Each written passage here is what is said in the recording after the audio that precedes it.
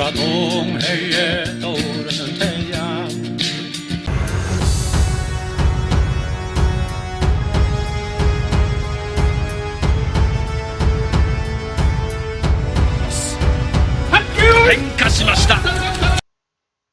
여기 보면은 조선, 카라사르, 홀본, 옛날 졸본부여 앞에 분 홀본이죠. 해본, 그리고 한국, 카라쿠니, 그리고 일본. 이것은 모두 같은 의미를 지니면서 다른 말이다. 이런 말이 되겠습니다. 그 뜻은 그런데 하나로서 카라이다. 카라는 해의 땅이란 뜻입니다. 그러니까 이 조선, 홀본, 한국, 일본이 뜻으로, 즉 훈으로 읽을 때는 카라가 될 수밖에 없다. 네, 여러분 안녕하십니까. 카라연합TV의 박준호입니다. 오늘은 카라연합TV가 한국어, 일반 동사, 하다와 일본어, 몽골어 등이 같다고? 라는 제목으로 찾아뵙게 됐습니다. 오늘도 이 해카라쓰기, 카라연합의 붙기를 생각하면서 강의를 들어보시는 게 어떤가 그런 생각이 듭니다. 본 강의의 문제의식은 다음과 같습니다. 첫째, 한국어의 1인칭, 2인칭 대명사가 드라비다어 타미르와 같다면은 그러면은 일반 동사 두라는 동사는 어떻게 형성되었을까? 이러한 문제의식에 착안한 것입니다. 몽골어와 일본어와 어떤 관계가 있나? 이런 문제의식에서 시작되었다는 것을 먼저 말씀드리고요.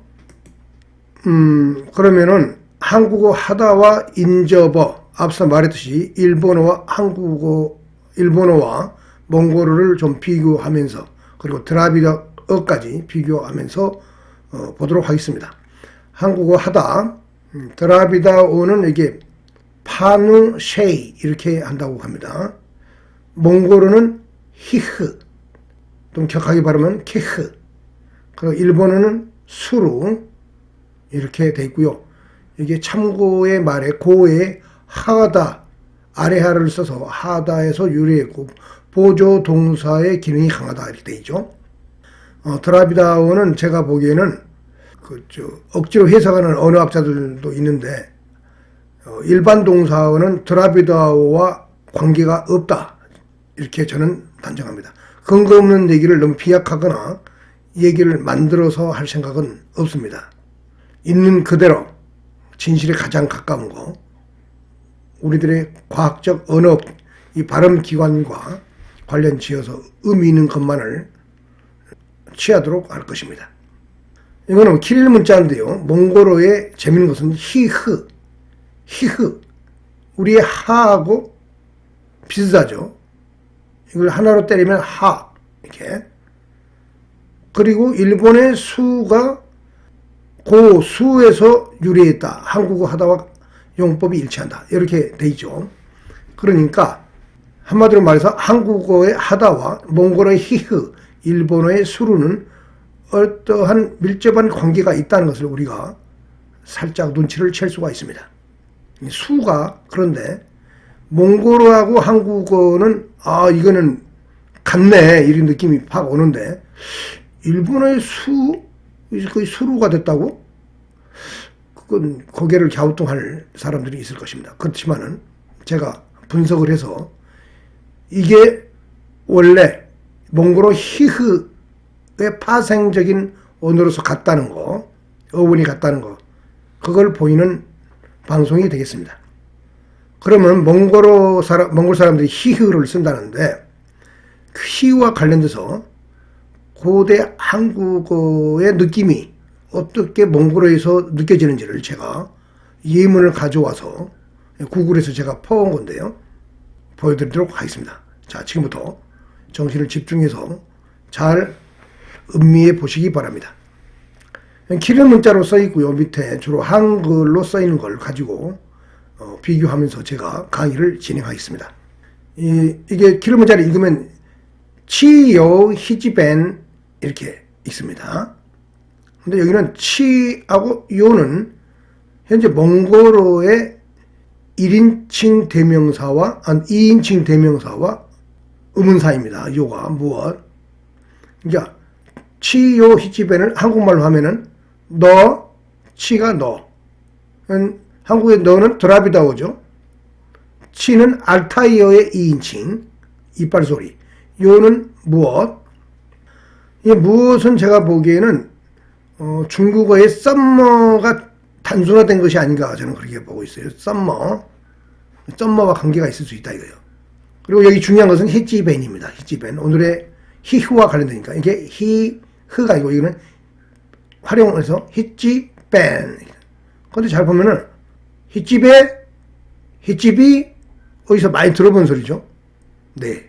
함경도 사투리입니다. 너 무엇을 히치비? 함경도 말이잖아요. 아하, 이게 하가 히휴와 관련돼서 한국어가 만들어졌다는 것을 우리가 알 수 있습니다. 자, 미리형 할 것이다, 할 거야 또 보겠습니다. 비홀히네, 나는 요리를 할 것이다 이런 뜻이랍니다. 비우니그히에 예죠. 내가 이것을 할게. 내 예는 대구 사투리 좀 비슷하죠. 뭐 하지에 꼭 갔다 와보면 돼. 근데 그건 너무 또 비약인가? 여하튼 우리가 일반적으로 쉽게 접하는 성격의 미래형은 아닙니다. 우리는 이제 할에다가 것이다는 제가 보기에는 이거는 중국어의 이것저것, 한국어의 중국어의 저거 나거, 우리의 이것저것, 일본의 것도 그것과 같은 그 것이죠. 그러니까 이거는 중원 아사달에서 온 거예요. 그러니까 흐는 몽골어죠. 리을은 활음조적, 한국어의 활음조적 성격의 말이라고, 음이라고 저는 봅니다. 한국어가 이 활음이 아주 발달되어 있어요. 그 다음에 의도 계획, 하려고 한다. 이걸 어떻게, 이거 보면은 재밌습니다. 테드 히흐 갯집이, 테드는 뭐냐면 그들은, 그는 한자의 그 기자죠. 트는 이 들하고 일치하면 이 들의 리을이 탈락한 모습이에요. 트가 이게 복수예요. 몽골어에서. 어는 너 이건 중국말에 있어요. 이게 하려고 한다. 이거는 다른데 여기 보면 함경도 말처럼 느끼면서 보면은 히읗을 하로 때리고 하객집에 갸들은 하객집이 함경도 말처럼 들리잖아요. 한국어가 이렇게 만들어졌다. 그러니까 이게 고구려인 거죠. 이제 그들을 여기다 집어넣으면은 그들은 하객집이 이렇게 너 무엇을 했집이 이렇게 어들을 요 희외 그러면 오늘 무엇을 했매 하고 하로 하나로 때리면 한매 오늘 무엇을 한매 할 것입니까? 이게 왜가 비처럼 보이잖아요. 이거 왜 입이 약간 왜 배가 왔다 갔다 합니다. 그래서 이게 순음과 연결될 수가 있어요. 그래서 한매 그러면은 오늘 무엇을 할 것인매 한매 이게 함경도 사투리의 음과 지금 제가 이렇게 해보면 고구려 말이 이랬을 가능성이 크다. 이것을 알 수가 있습니다. 고구려나 부여의 말이. 그래서 고구려 부여의 말은 이렇게 중원의 아사달의 지금의 한자 음과 같은 너, 나, 너, 드라비다 족속의 말이 몽골 계통의 언어와 이렇게 결합돼서 형성된 언어라는 걸 알 수 있어요. 그걸 좀 더 구체적으로 설명하면 이런 것입니다. 여기에 보면은 먼저 이 얘기를 하기 전에 짧은 동영상 하나 보고 얘기하겠습니다. 이루다른 이다와 같이 동작이나 상태와 관련된 요는 거는 이것도 재밌는 거예요. 여기 이루달 요거 뭐냐면 한국어도 있고 일본어도 있어요. 일본어에 원형이 이 다가 없지 이루잖아. 이루 있다가 이루 우리 발음은 똑같아요. 있다 아따 있다요. 똑같아요. 일본어에 이게 뭐냐면 드라비다오라는 걸 알 수 있어요. 일본어에 있는 동사에 이루가 한국에 있다고 똑같은 거예요. 어원이 이루. 자, 이루다. 이루 일본의 동사 원형 이루죠. 이것이 어가는 한국어에도 이, 일본어에도 이 이렇게 된다는 걸 알 수가 있죠. 이루 한국어에 있다. 드라비다어 상태를 나타내는 동사의 남방 드라비다어가 여기서 한국어가 만들어져 있다는 것을 알 수 있습니다. 그러면 이 얘기로 옮겨와서 그러니까 한국어의 본래 가장 기본적인 동사의 모습의 말의 끝은 르 내지 루 비슷한 계열로 끝난다는 걸 알 수 있어요. 뭘 보면 알 수 있냐면 이게 다다르다라는 한국어가 있죠. 의미가 똑같은 것이 도달하다가 있어요. 이걸 잘 보면은 다다르 하면은 일본어의 루, 이루 할 때 루로 끝나요. 일본어 동사 원형이 루로 끝나죠. 이거는 음절 문자와 관련돼서 이런 의문 현상에서 일본어가 이렇게 굳어졌다고 봅니다. 구글에 가서 언어학적인 것을 찾아보니까 실제 그래요. 한국어에는 음소 문자로 현재 쓰고 있고 일본은 음절 문자를 쓴 그러한 결과로서 이렇게 언어가 약간 다르게 느껴지는 것이다. 그걸 극복하면 한국어와 일본어는 상당 부분 유사한 것들이 대단히 많다. 제가 보기에는 한 80% 문법 체계에서는 8, 90% 일치한다. 그렇게 보고 있습니다. 그래서 다다르 이게 뭐냐면은 원형이죠. 일본어의 르로 끝나는 거와 똑같은 거예요. 그런데 이게 하다는 아까 말했죠. 이 몽골에서 왔다 이거죠. 그리고 아까 드라비다의 달이 있었죠. 다. 이게 몽골어적인 것과 드라비다적인 것이 섞인 거예요. 그런데 여기에 다도 중국어의 땅이 있죠. 일본어에도 있고요. 이제 도달 한자 외래어를 갖고 동사를 만들 때는 하다를 붙이죠. 이게 그래 한국인의 시원적인 원시적인 말의 동사의 끝은 르다. 우리는 음소 문자를 쓰면서 이걸 이제 동사 원형을 만들어 보니까 억지로 다를 만들어 가지고 이렇게 그런 식으로 동사 원형을 찾을 때는 항상 다로 끝나게 만들어 놨어요. 일본은 우 계열의 뭐 여기 보면 루랄지 부, 무로 끝나고 또 구도 끝납니다. 전부 우 계열로 끝나죠. 그렇습니다. 자, 그것을 이제 여기를 보면 이르다. 이르가 원시 한국어의 원형이란 얘기죠. 이거 일본어로 가면 이루 음절 문자 영에서 이루가 되는 거고 한국어는 이가 되는데 거기에 다를 붙여서 이다를 사전적 동사 원형으로 만든 거고 일본어는 이걸 동사 원형으로 쓰는 거예요. 근데 이 활용을 하면 이마스 이렇게 됩니다. 있습니다 이런 뜻이죠. 이게 송조 그다음에 이제 오늘의 본 얘기 이게 한국어가 이거 몽골어의 히흐와 같다겠죠. 그걸 이제 활용을 좀 넣으면 헐 그러죠. 헐. 근데 헐이 흐르가 이게 헐이 리을이 이게 뭐냐면 이게 한국어의 원래 동사의 끝이 르였다는 것을 알 수 있어요. 이게 타다르다에서 르이듯이 이 다는 그러니까 사전적인 원형을 만들려고 다를 붙여서 우리가 문법 체계를 정리한 거예요. 일본어는 그대로 이게 스하고 루가 붙으면은 스르 이렇게 되는 거죠. 스르. 그러면 시흥이 어떻게 여기 스하고 무슨 관계가 있느냐? 그거는 여기 구강 구조를 보면 알 수 있어요. 자, 자기의 발음을 할 때 자기 자신을 잘 들여다보면서 내성을 하면서 성찰하면서 제 얘기를 들으면 됩니다. 우리가 말을 할 때는 중요한 것은 폐로부터 기음을 토하면서 토할 때 여기에 구강 구조 일정 부분은 어떠한 형태로 기음이 통과하는가에 따라서 우리의 발음이 만들어지는 거예요. 그래서 흐는 기본적으로 목구멍 소리죠. 아설순치 후, 후민적음 해례범에서 목구멍 후자, 후음에 해당하는 거죠. 후음 계열로는 희음, 기역, 키역, 쌍기역 이런 것들이 거기에 포함되는 겁니다. 그래서 근데 그 흐가 여기서 목구멍에서 완전히 열린 상태에서 바람을 쑥 내밀 때 목구멍을 닫지 않고 완전히 열린 상태에서 밖으로 나갈 때 나는 소리가 흐 이런 거죠. 근데 흐 할 때 위하고 아랫 이빨을 약간 가까이 대면서 흐 하면은 그 이 혓바닥을 약간 위로 이제 위 첨장과 여기를 약간 좁게 하면서 바람을 밖으로 흐를 토해내면은 스가 되는 거죠.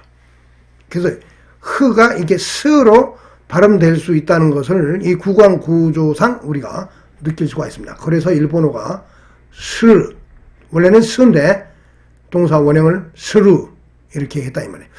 일본 사람들은 구글에서 뭘 찾다 그럴 때는 현대 말로 만들어야 되잖아요. 그걸 뭐라고 그러냐? 구글루 이렇게 구글에다가 루를 붙여서 구글루 이게 구글에서 서핑 인터넷 서핑을 할 때 뭘 찾을 때 구글루 현대 일본 사람들이 쓰는 말입니다. 그런 식으로 일본 사람 동사를 현대에도 생성해내고 있다. 이렇게 볼 때 이 루가 흐에 루가 붙어서 일본어가 된 것이다. 이렇게 오늘 얘기가 거의 다 된 겁니다. 그런데 거기에 이제 덧붙여서 비읍 순경음과 일본어 5단 동사 의미 형용사 기장이다 이렇게 써놨는데 제가 발견한 거예요.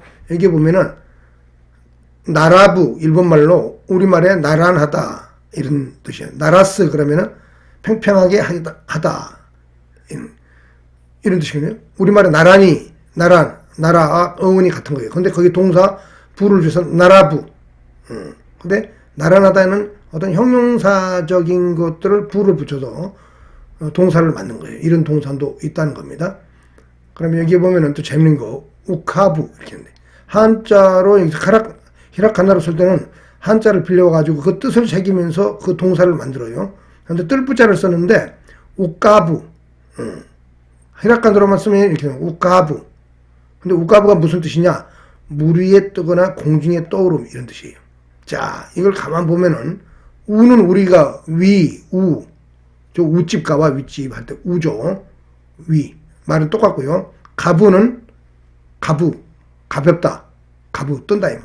가부. 그러니까 위로 가벼워지니까 뭐냐 뜨는 거죠. 이렇게 해서 일본어가 한국어적 성격으로서 그걸 갖고 이렇게 만들어졌다는 걸 알 수가 있어요. 그러니까 일본어에 있는 한자를 말하는 게 아니고 일본인들이 본래 쓰던 자기들의 그 원시 언어 그런 것들을 추적해 보면은 한국어와 같은 어원을 가진 것을 알 수가 있습니다. 근데 왜 이런 얘기를 하느냐 하면은 이 음절문자 체계 내에서 이러한 동사를 쓰고 있는데 이렇게 형용사적인 것이 파생돼서 그런데 여기에 뭐냐면 한국어에 오면은 음소문자 영향을 받아서 비읍 승경음적 성격으로 있었던 거예요. 중세 국어까지. 근데 현재는 예를 들면 더버 그럼 더워 그러잖아요. 추버 추부 추버 추워. 그래서 이 비읍 승경음이 그러니까 이게 일본어의 무나 부의 5단 동사에 해당하는 그런 발음이 한국어의 불규칙 동사로 이렇게 남았다. 그런 것을 알 수가 있는 것입니다. 그러니까 이게 일본어의 무, 부의 5단 동사가 한국어의 비읍 순경음과 밀접한 관계가 있다. 이게 언어학적으로 이미 분석이 끝난 겁니다. 자, 좀 더 실감나게 느끼기 위해서 활용을 좀 해보면은 우리말에 하다, 정결어죠. 하고, 해서, 영영형이죠. 이것도 정결어인데 정중하게 쓸 때 합니다. 이걸 보고 이 이걸 가지고 일본어를 한번 보겠습니다. 이 부분은 한국어예요. 우리 뭐뭐 하다, 뭐뭐 하다는 일본어에 가면 흐르 동사죠. 원형이죠. 근데 이게 아까 말씀드린 처럼 기음이 통하면서 이빨 사이를 미세하게 통과하면서 스르로 바뀐다 이 말이죠. 이게 히라카나로 스르 이렇게 썼다 이거죠. 원형은 연형에서 하고 해서 충청도에서는 희서 그러죠. 여기. 근데 일본의 영형은 대로 돼요. 대. 이게 하되 해서 근데 충청도 말처럼 해서 시대 이렇게 하면은 이게 여기처럼 이빨 사이를 통과하는 기음으로 해서 시대 이렇게 되네요. 그러니까 이게 대자라는 영영형 조사를 붙이면은 시대 이렇게 된다는 걸 알 수가 있어요. 정결음이 정중한 말 합니다. 근데 그 정결어가 일본 말은 마스죠. 흐마스 그런데 이걸 히마스로 해서 하면은 히마스. 그래도 편한 게 시마스죠. 그래서 이렇게 돼 있다. 그래서 이 수르 계열이 한국어 흐와 관련이 있고 그 뿌리는 몽골어의 히흐와에 닿아 있다. 이걸 우리가 알 수가 있는 것입니다. 결론적으로 말해서 한국어는 음소 문자의 영향, 일본어는 음절 영향의 문자의 영향에 받아서 이렇게 하다, 스르로 이렇게 동사 원형이 달리 나타나 보인 것이다. 근데 그 원래 뿌리는 아까 고구려 말, 부여 말, 함경도 사투리처럼 들리는 히흐, 히찌비, 히깨찌, 히깨찌비 할 때 그 히, 이게 뭐냐면은 몽고로와 관련이 있다는 것을 알 수가 있습니다. 나너 인칭 대명사는 드라비다, 남방에서 왔지만은 상태를 나타내는 이루도 남방에서 왔죠. 그런데 이 하다 동사는 북방 몽골 초원에서 왔다는 것을 알 수가 있습니다. 그래서 이제 우리 언어에 이제 북방 부여 고구려를 계통으로 해가지고 얼마만큼 우리의 언어에 영향을 미치는가를 보다 심층적으로 보기 위해서 좀 역사적인 맥락을 좀 훑어보고 구체적인 내용들을 살펴보겠습니다. 여기 보면 기원전 11세기에서 7세기라고 되어 있죠. 이건 무슨 얘기냐. 중국에서 상나라가 BC 1046년에 망하니까 11세기 말에 망한 거예요. 11세기 말에 망한 그 시점, 그 이후에 이게 요소 지역에서 등장했던 문화가 뭐냐면은 이러한 문화입니다. 하가점 상청 문화, 12대용자 문화, 뭐 이런 거예요. 이게 뭐냐면은 우리가 흔히 아는 고조선이라고 우리가 생각하는 그쪽의 문화입니다. 이게 보면 BCE 11세기 7세기 하가점 상청 문화라고 되어 있죠. 그러니까 11세기 7세기 사이에 과연 여기서 무슨 일이 벌어졌는가, 이걸 우리가 상상력을 동원해서 중원 대륙에서 있었던 사건과 결부지어 가지고 한국인이 어떻게 만들어지는가를 우리가 상상력을 통해서 추적할 수 있다는 겁니다. 11세기 7세기는 그러니까 하가점 상청 문화 시기에 무슨 일이 벌어졌느냐, 상나라와 산동반도의 동이 아사달이 망해가지고 이 사람들은 나너 드라비다 계통의 언어를 쓰는 사람들이었겠죠. 빙하기 해빙기 이후에 해빙기 이후에 지금부터 12,000년 전쯤에 완전히 빙하가 끝나고 이제 신석기 혁명으로 가면서 지구가 따뜻해지니까 인도 드라비다 계통의 언어를 쓰는 사람들이 동북아시아로 그냥 빠른 속도로 북상해 오는 거예요. 그래서 주로 장강을 타고 넘어오는데 그게 그 사람들이 이게 아사달 문명을 이루었죠. 그 최고의 그 첫 번째 진정한 문명은 그 상나라라는 거죠. 근데 상나라가 BC 17세기부터 1600년, BC 1600년에서 1046년까지 존속했는데 1046년에 주나라에게 망해가지고 그 유민들이 산동반도의 아사달 동이족하고 함께 북상을 해서 피난을 떠났다 이 말이죠. 떠났어요. 그래서 그로부터 11세기 7세기면은 약 300년 남짓하는 그 기간에 이 사람들이 여기에 들어갔다. 하가점 상층문화지대에 들어갔다 이 말이에요. 그래서 이게 몽골 선비계통의 족속들의 남쪽에 이 농경문화지대 사람들이 고도의 청동기랄지 그 다음에 그 문명 수준을 가지고 여기에 들어갔다는 거죠. 그런데 여기에 들어가면서 전쟁을 했는지 타협을 했는지 그건 정확히 알 수 없지만은 자기들의 정체성, 나너 1인칭 대명사를 잃지 않으면서도 이 지역의 원래 원주민의 언어인 북방 유목민족 언어가 결합했다는 것을 우리가 알 수가 있는 것입니다. 그것이 바로 부여다. 거기서 고려가 나오고 고구려 나오고 백제 나오고 나중에 그 계열이 발해까지 연결되는 것이다. 이렇게 우리가 이해하면은 언어학과 역사를 동시에 섞어서 우리가 입체적으로 우리들의 본래적인 출발, 역사의 출발을 이해할 수가 있는 것입니다. 자, 그러니까 우리 언어가 북방 알타이 몽골 선비와 관계에 있으면서도 중원의 중원 아사달, 특히 산동반도 동이로부터 발생해가지고 상나라에서 극점에 달했던 고대 문명의 초기 문명을 닦은 한국인들이 이쪽으로 이동했다. 이런 인데요. 근데 그 북방에 있는 어차피 이제 우리가 그 유목세기와 연결되어 있다는 것을 히흐 일반 동사를 통해서 하다라는 일반 동사를 통해서 지금 확인을 했잖아요. 그걸 이제 좀 더 심층적으로 들어가서 이게 보면은 선우, 당칸, 당군의 흔적들 이렇게 써놨는데 그 그림으로 보면 이런 겁니다. 유목 스키타이적인 성격의 이게 동물 문양, 그 다음에 이렇게 우리의 선앙당이랄지 돌탑, 우리 곳곳에 가보면은 이걸 우리가 의미 있게 보면서 지나가다가 돌도 던지고 그러죠. 이게 몽골에 가면 많이 있습니다. 이런 것들이 바로 북방 초원 문화, 몽골 문화라는 거죠. 이게 한국에 들어와 있는 거예요. 그러니까 한국인들이 이른바 이 당군과 관련돼서 탱그리 신앙과 밀접한 관계에 있다는 것을 우리가 부정할 수는 없습니다. 그런데 그게 삼국지 위서 동의전에 나타나 보이듯이 몽골, 선비, 투르크, 말갈족 언어와 다르다고 표시되어 있는데 그 이유는 뭐냐면은 인도 드라비드 요소의 것들도 많이 거기에 섞여 들어갔다. 특히 정체성의 핵심인 1인칭, 2인칭 대명사로부터 많은 것들이 유지되고 있다. 그래서 당시에 중국 기원 후 한서를 쓸 때 삼국지 위서동의전, 위진남북조 초기죠. 그때 이게 만주 지역을 바라봤을 때 그 종족적 분포와 언어를 이렇게 조사해 보니까 이 사람들이 비슷한 듯 하면서도 여기에 다르네. 부여 고구려는 비슷한데 이렇게 느껴서 기록해 놨다는 얘기. 그러면은 우리가 말하는 이 당군이라는 정체는 무엇인가?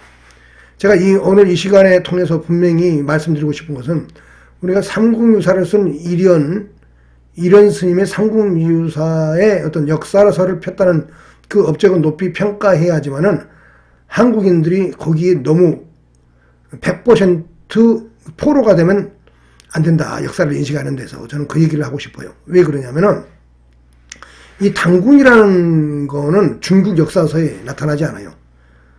중국 역사서에 안 나타난다고 해서 그게 뭐 없는 거냐 이렇게 질문할 수 있을지 모르지만은 그나마 부여 고구려는 중원의 아사들로부터 왔던 족속과 거기에 몽골 계열가 섞여서 만든 새로운 그 시스템의 국가였으니까. 그리고 은나라 달력을 썼다고 그래요. 그러니까 상나라와 밀접한 관계가 있는 거예요. 예맥 쪽과. 그런데 자체적으로 역사 기록을 지금 충분히 못 남겼다 이거죠.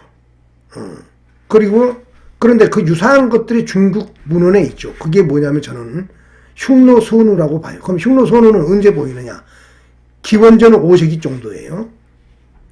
그러니까 기원전 11세기, 7세기 하가점 상층문화로 되어 있는데 5세기는 그보다 200년이죠. 그러면은 11세기부터 5세기 6세기, 5세기 정도 이 시기가 뭐냐면은 유목 세력이 이게 기록이 없는 초원에 떠도는 영혼 같은 존재들이잖아요. 솔직히 문명을 일으킬 만한 사람들은 아니에요. 유목세기 사람들은. 왜 그러냐면은 자연지리적 환경이 문명을 축적해서 일으키고 하기에는 좀 부담스러운 환경이다 이게. 그리고 이동 생활을 하기 때문에 유목 정착된 농경사회에서 강을 끼고 일반적으로 문명이 일어난다는 것에서 우리가 부정하면 안 돼요. 문명은 중원과 인도 이런 남쪽 농경지대를 기반으로 하는 그래서 세대를 통해서 문명 이게 축적이 되면서 문자를 통해서 그래서 문명이라는 것이 제대로 구축되기 때문에 이게 우리가 고고학적으로 문화라고 보는 건데 그러니까 이 세력들이 기원전 5세기 정도 되면은 흉노 제국을 만들어내는 거예요. 특히 기원전 4세기, 3세기가 되면 극점에 달하죠. 그게 뭐냐면 목돌 손우 이런 식으로 우리가 역사서에 배우는데 그게 이제 한나라의 무제에 의해서 박살이 나는 거죠. 그 세력들이 근데 그 세력들이 있던 비슷한 시기에 보다 동쪽에 부여가 이렇게 있었다는 거죠. 부여가. 근데 언어적으로는 유사한 몽골적인 성격이 있긴 한데 인칭 대명사랄지 이런 것들은 중원의 드라비다어와 유사한 남방 드라비다어와 유사한 그런 정체성적인 인칭 대명사를 쓰는 세력이었다 이거죠. 그러니까 여기에 이 세력의 흉노 제국의 그 최고의 제왕의 이름이 서운우라고 역사에서 나오는 거예요. 그런데 글자를 가만 보면은 이게 우자를 제가 방패간자로 바꿔서 이렇게 문자를 딱 비교해 보니까 한자를 비교해 보니까 거의 같잖아요. 그런데 이럴 때는 간 이렇게 읽을 수 있어요. 탱그리칸 신화를 적용하면 이게 탱칸이 되는 거죠. 그리고 이게 나중에 역사서에는 나타나지 않았으니까 나중에 후대에 이련 스님이 이걸 질 때는 1300년대니까 AD 14세기예요. 그러니까 당군 신화에 나오는 그 얘기가 기원전 2330년, 기원전 24세기 정도 되니까 엄청나게 한 3000년 정도 후에 3000년 정도 후에 만들어진 거예요. 삼국유사라는 게. 그게 당군이라는 걸 우리가 전적으로 1차 사료도 아니잖아요. 당군이라는 명칭이 있었다 이렇게 말할 수는 없다는 얘기죠. 그러면 이련 스님은 이 당군이라는 명칭을 어디서 가져왔을까? 저는 중국 사서로부터 가져왔다고 보는 거예요. 그 이제 이 손으로부터 힌트를 얻어서 이 당칸이라는 상상력 속에서 고려적인 것으로 박달나무다자 인군군자로 한 어떤 역사서의 작품을 창작해냈다 저렇게 이렇게 보는 거죠. 그러니까 엄밀히 말하면은 몽골 제국 시대였기 때문에 몽골 지정학적 몽골 제국이라는 패권에 편승하기 하면서도 우리다운 역사서를 편찬할 필요가 있었으니까 바로 이 흉노 서운우의 연장선상에서 당군을 창작해냈다. 저는 그렇게 보는 거예요. 그리고 그런 흔적들이 언어와 이렇게 문화적인 것들에 발굴된 연용성 평강지구에서는 만든 청동 바클인데요. 그 다음에 이런 것들을 통해서 우리가 몽골과 비슷한 것이 있으니까 편승할 수가 있는 거죠. 자, 그러면은 유목과 관련되는 한국인들의 어떤 명칭이랄지 그런 것들을 한번 알아볼게요. 이 당군은 이제 이련 스님이 만든 저는 창작명이라고 봐요. 그런데 착안은 어디서 있느냐? 흉노 선으로부터 착안된 거다. 당칸 이렇게 해서 탱그리칸 신화를 그렇게 보는 거고요. 탱그리라고 써있죠. 근데 우리 역사서에 나타나는 것들이 그와 유사한 것들이 있죠. 그거는 의미 있게 봐야 돼요. 왜? 직접 우리가 역사서에 나타나니까 마리칸, 머리칸이죠. 칸. 가, 신라에도 간이죠. 고구려의 가, 오부적장. 건마국에도 이제 거수라는 게 있는데 그것도 관계가 있을 거라고 보고 있어요. 그런데 칸의 느낌은 좀 안 나죠. 건마국은. 그 다음에 천신신앙, 탱그리 신화와 무속, 샤머니즘. 그 다음에 동물문양. 여기 연용성 평강지구의 기원전 2세기의 것이에요. 출토 그 위치가 고고학적으로 기원전 2세기로 추정되는 문양 이런 거. 그 다음에 이 섭대문화, 그 다음에 마리숭배, 알타이 어족. 방금 전에 언어적으로 보여줬잖아요. 좀 이따가 더 보여줄 겁니다. 기마생활 풍속. 이런 것들은 우리가 몽골 스키타이, 유라시아 초원벨트와 관계돼서 우리의 정체성을 확인하는 데 있어서는 부정할 수 없는 진실이다. 이전 강의에서는 제가 인칭 대명사와 정체성, 변형사와 관련해가지고 정체성을 드라비다 남방 세계로부터 중원 대륙을 연결해가지고 끌어왔는데 그것을 우리가 근데 의미 있게 봐야 된다고 본 이유는 뭐냐면은 문명의 축적은 유라시아 초원벨트에서 만들어지기는 어렵다는 거예요. 그래서 왕국을 유라시아 초원벨트에 두는 환단고기의 얘기는 이련 스님이 삼국 유사를 쓸 때 그보다도 훨씬 후대이기 때문에 이련 스님의 삼국 유사의 창작품적 성격이라는 것을 제가 지금 말씀드렸잖아요. 그러면 실질적인 한국은 뭐냐면은 문명은 인도 드라비다의 인더스 문명이다 이렇게 우리가 보는 것이 맞습니다.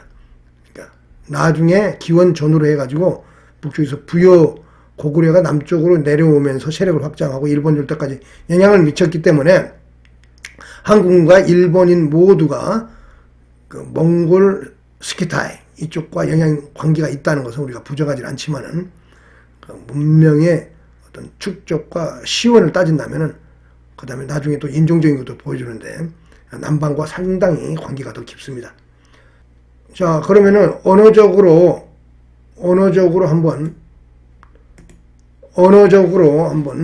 좀 더 깊이 우리가 유목 스키타이, 유라시 초원벨트, 몽골, 부여 고구려로 연결되는 것들을 우리가 더 느껴보도록 하겠습니다. 우리는 오랫동안 역사를 북방계 국가를 중심으로 해서 서술해 왔고 구한말에 와서야 한 대한제국을 세우면서 즉 일본말로 카라쿠니에 입각해가지고 새로운 정체성을 발견한 거예요. 그건 또 고종이 그러한 국명 한국을 선택한 것도 지정학의 편성과 밀접한 관계가 있다. 이렇게 우리가 이해를 해야 돼요. 왜? 일본 제국이 일어서고 있었기 때문에. 그래서 한국은 그건 나중에 또 다른 얘기에서 할 수가 있습니다. 근데 하여튼 북방과 관련되는 것들을 지금 이제 빠른 속도로 보여드리겠습니다. 투르크어 몽골어 격조사를 비교해 볼게요. 여기서 쭉 보면은 이게 소유격, 이게 몽골어의 이 있죠, 이. 우리의 이하고 똑같아요. 이하고 똑같아요. 목적격, 이그, 으그. 요거 이제 아주 여러 개가 이게 보이고 이렇게 복잡하게 하는 이유는 키리문자. 이게 뭐냐면 모음조화를 지켜야 돼요. 우리보다 모음조화에 철저한 게 몽골 알타이어 계통 언어입니다. 특히 투르크어는 모음조화를 파괴하면 문법이 파괴돼요. 우리는 모음조화로부터 자유로운 언어예요. 일본어와 우리는 성격이 전혀 다른 거예요. 하여튼 어떻게 됐든 간에 목적격, 이거 우리말에 있어요. 뭐에게, 할아버지 깨서 할 때 깨서, 너에게, 이게 목적격으로 되어 있는데 대격, 이것이 약간 변형돼서 한국어에 쓰이고 있는 거예요. 역격, 초석격, 여기 보면 투르크의 대 한국어에 있습니다. 서울대 하면 서울에 뭐 이런 뜻이에요. 서울대 이게 투르크하고 똑같습니다. 이건. 근데 이것도 태. 이건 투도 쓰죠. 여기 한국에 너한테 나한테 할 때 태예요. 역적 초석격 맞잖아요. 한국어에 이렇게 격조사들이 많이 들어와 있어요. 북방 유라시아 초원벨트의 격조사들이. 그 다음에 탈격. 이거는 우리말이 없죠. 뭐가 있느냐? 에서가 있어요. 이게 에서.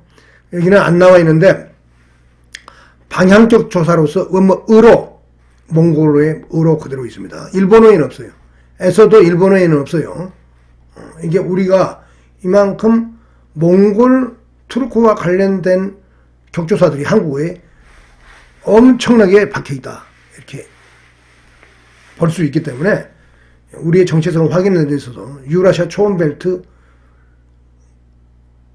탱그리칸 당군의 얘기가 있을 법하다. 그러나 제가 보기에는 당군은 흉노선우, 이게 선우라고 왜 중국인들이 발음했는지 모르겠지만은 제가 보기엔 그걸 왜 탱칸이었어라고 봐요. 탱칸. 그래야 탱그리칸 신화와 연결이 돼요. 중국인들이 그걸 좀 비틀어 놓지 않았나, 역사서에. 그런 생각도 드는데, 하여튼 발음을 C에는 이렇게 발음을 하니까 우리가 흉노, 선우하고 인식하고 있는데, 어떻게 됐든 간에 일련의 삼국유사의 당군 신화의 그 당군은, 흉노 선으로부터 왔다. 응? 그걸 일현선님이 창작해낸 것이다. 저는 그렇게 보는 거예요. 14세기에. 자, 이거는 이제 일본어의 그 복수 의미를 보여주려고 제가 가져온 거예요. 여기 보면은, 여기 다찌는 우리의 들이에요, 들. 일본어는 음절 문자를 쓰기 때문에 들을 자음을 늘려서 만들면 다찌가 되는 거예요. 근데 그거보다도 중요한 건 뭐냐면, 여기 복구라, 응? 라들이 있죠. 기미라, 오마에라, 카레라. 쭉 볼까요? 아이찌라, 고래라, 소래라, 아래라, 지시대명사의 라라 이렇게 붙어 있어요. 이거는 완전히 몽골 투르크어와 같아요. 똑같아요. 왜 이걸 보여주느냐? 그 다음에 이게 니, 투르크어에 있었잖아요. 대, 초석격에 대 있었잖아요. 일본어에도 이런 게 있는 거예요. 니, 이건 투르크어에 있는 거예요. 그러니까, 몽골 투르크의 복수음이, 특히 투르크어적 성격의 복수음이 라가 있는 거예요. 그걸 보여드릴게요.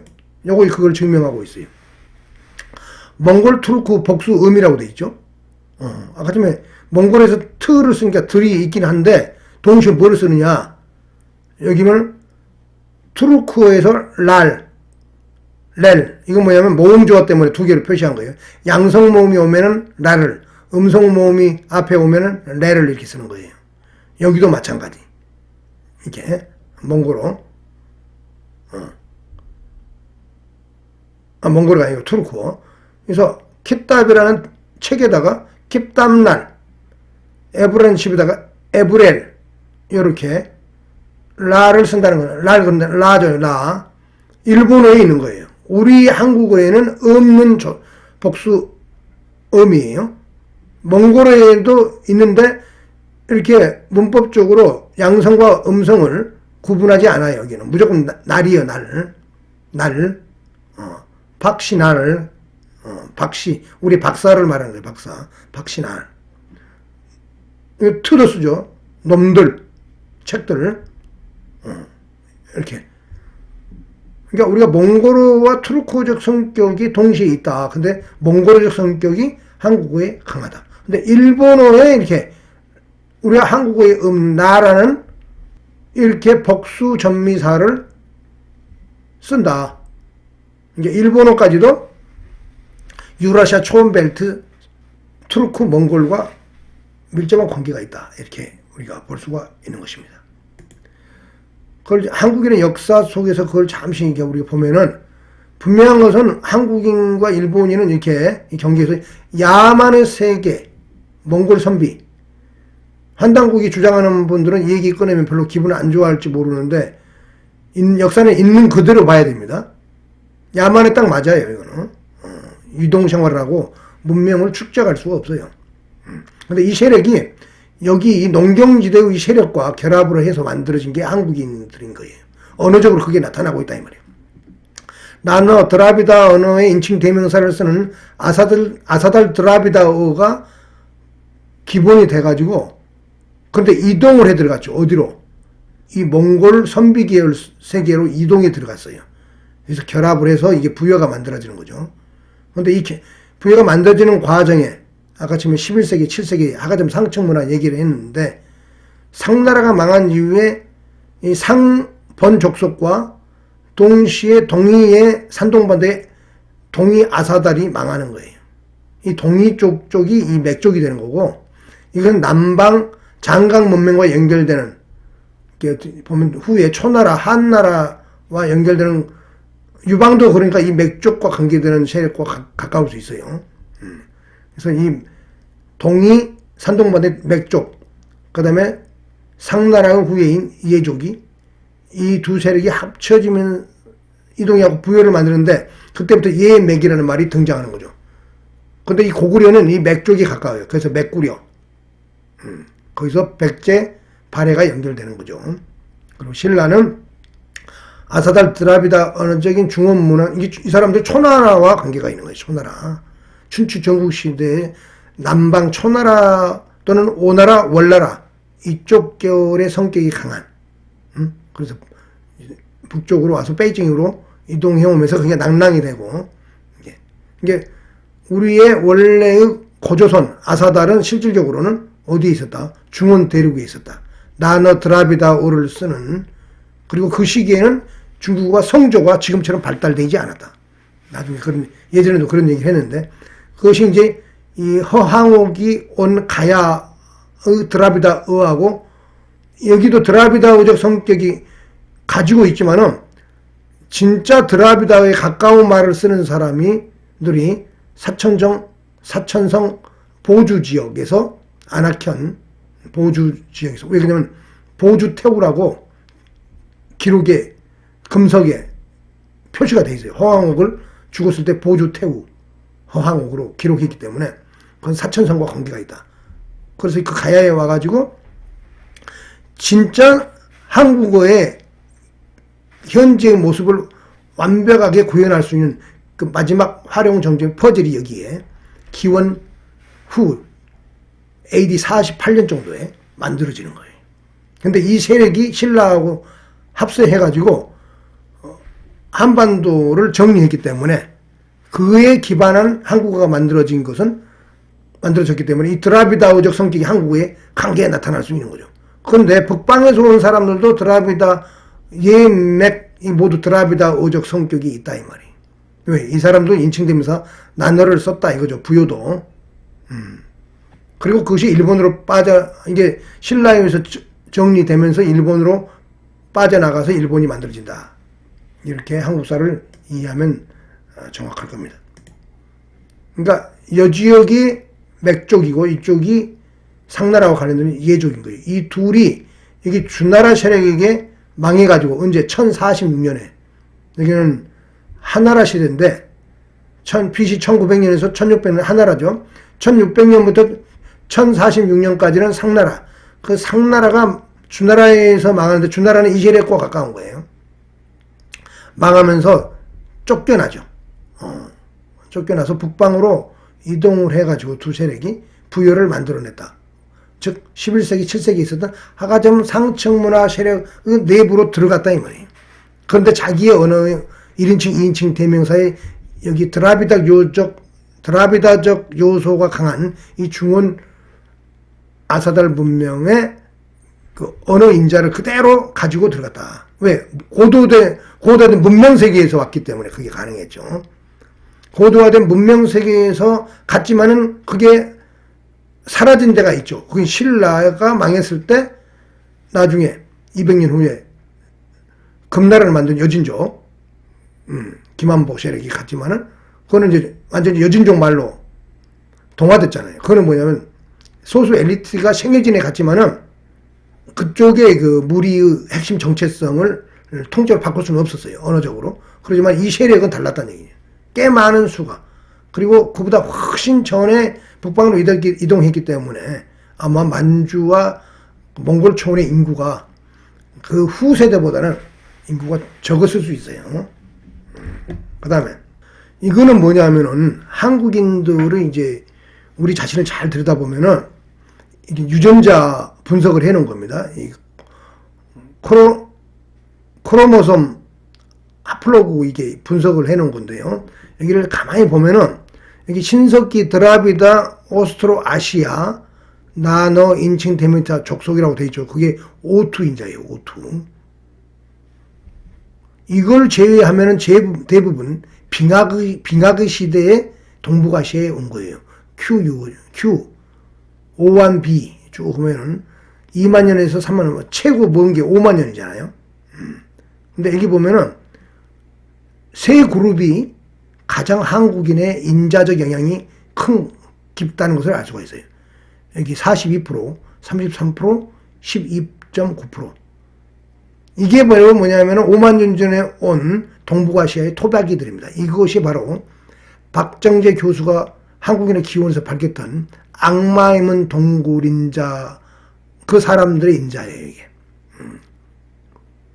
여기 보면은 그 이기훈의 역사와 미래 하는 이기훈 박사가 이게 여기를 이렇게 꾸며놓은 건데 필자가 추정이다고 그분이 조선 여진 몽골이 바로 5만 년 전에 들어온. 근데 그게 12.9예요. 근데 많은 비중을 차지하는 건 아니에요. 꽤 되긴 한데 다른 거에 비해서는 꽤 되긴 한데 그보다 더 큰 비중이 있어요. 그게 뭐냐면 5개월의 유전자예요. 근데 그 중에서도 1만 년 전 신석기 문명과 관련된 거죠. 변홍사와 관계된 때는 이게 바로 고조선 세력으로 보고 있어요. 요게 이분은 중국 중부에 많아요. 많이 동이라고 되어 있고 이게 산동반도와 관계가 있다 이거죠. 구려, 초나라, 한나라 그리고 현재 한국인 이것이 오투 유전자의 핵심이다 이거죠. 이게 42.1% 가장 한국인의 비중이 높아요. 요거는 뭐냐면 35,000년 전이라고 되어 있는데 요거는 부여 후조선 원리라고 이렇게.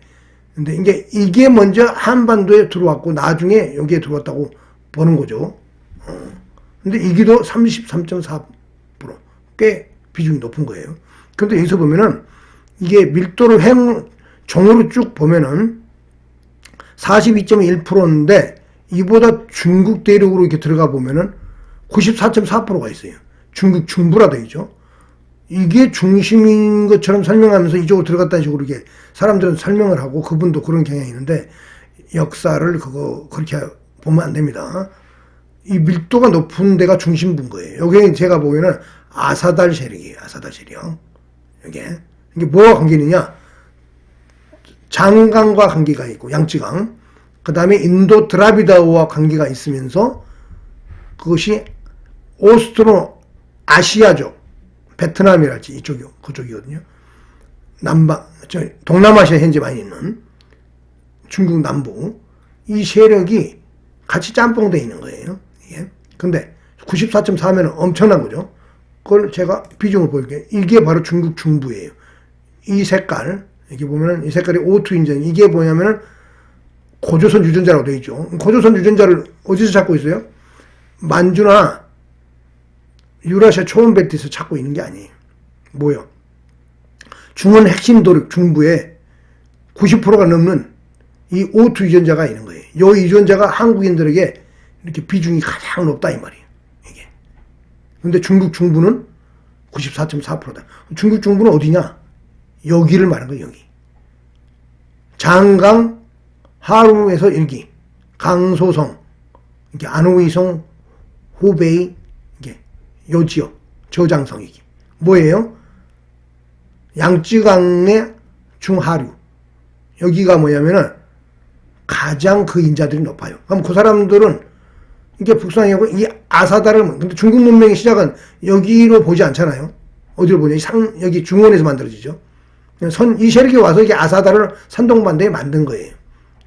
여기 하가점 하층만해가 붕괴되면서 여기 내려와서 여기에 이 세력과 결합해서 이게 상나라가 서는 거죠. 그래서 중국 문명이 진짜 본격적으로 출발하는데 그 기층 문명의 뿌리는 아사달이었고 여기에 또 홍산 문화가 이런 시기의 고급스러운 또 문화였죠. 이게 농경지대에 여기에 두 개가 결합해가지고 중국 문명이 만들어졌다. 근데 여기에 아사달 문명이 있었다. 근데 상나라가 망한 이후에 여기에 상나라 족속이 북쪽으로 이동했고 여기 아사달 세력도 같이 이동했는데 이게 맥족이 되는 거고 여기 상나라가 망한 유민들이 이게 예족이 되는 거다. 그런데 이 세력이 먼저 이동을 했다는 얘기예요. 이 세력 예족에 해당하는 사람들이 바로 여기 부요 O1B 유전자 33.4% 한국인 그리고 42.1%는 이게 아까 양쯔강 중하류에 있었던 이 세력 여기에 바로 뭐냐면 한국인들의 가장 비중이 높다. 이게 5개월에 둘을 합치면 75%의 비중을 차지해요. 이건 뭐냐면은 이걸 한국인의 인종적, 핵심적, 언어적 뿌리로 봐야 되는 거예요. 근데 나중에 이제 이게 이동을 해가지고 여기서 만들어서 기원 전후로 해가지고 밀고 들어왔기 때문에 근데 이 언어가 여기에 미쳐갖고 부여어가 만들어졌다는 얘기죠. 난어가 부여어에 들어갔다 이 말이에요. 그래서 이게 말갈족, 몽골 선비, 이 투르크와는 인칭 대명사가 다른 거예요. 난어를 쓰면서도 그 몽골어적 성격의 격조사를 아까 방금 전에 보여드렸듯이 그런 언어로 한국어가 만들어졌다. 그래서 우리는 이 드라비안 루트 이 길을 우리가 우습게 보면 안 돼. 이게 핵심이에요. 응? 빙하기 이후에 드라비안인들이 빠른 속도로 동북방으로 전진에 들어갔다. 그래서 이 지역을 거의 빙하기 직후에 장악했다. 이게 티베트 싱하이 청래성 스촨성은 이 토백이 말이 문법이 우리말하고 똑같아요. 이게 한어의 SVO가 아니에요. SOV. 나는 밥을 먹는다. 스촨성, 칭하이성, 이게 티베트까지. 이게 티베트 버마어와 한국어가 밀접한 관계가 있다. 티베트 시노 티베트어보다도 시노 티베트 버마어가 한국어와 밀접한 관계가 있다. 근데 그것은 이 드라비다어로부터 출발한다. 이렇게 우리가 알 수가 있는 것입니다. 자, 오늘의 얘기를 정리하면은 어떻게 하냐? 한국어의 일반 동사 영어의 두에 해당하는 하다는 몽골어 히흐와 관계가 깊고, 그리고 한국어에서는 하다로, 일본어에서는 음절 문자의 영향을 받아서 서로 이렇게 정착이 있다. 그래서 한국과 일본은 일반 동사 두에서 같은 뿌리를 갖고 있으며, 상태를 나타내는 있다의 이루 동사에서도 남방 드라비다어로서 또 공통적인 특징을 갖고 있고, 1인칭, 2인칭 대명사도 상당히 달라 보이는 것 같은데 엄밀히 말하면 영향을 같이 주고받았다. 그런데 한국어가 더 인도 드라비다에 가까운 언어적 형태의 요소가 많이 나타난다. 이렇게 결론 지을 수 있겠습니다. 자, 이상으로서 오늘의 얘기를 마치겠습니다. 감사합니다.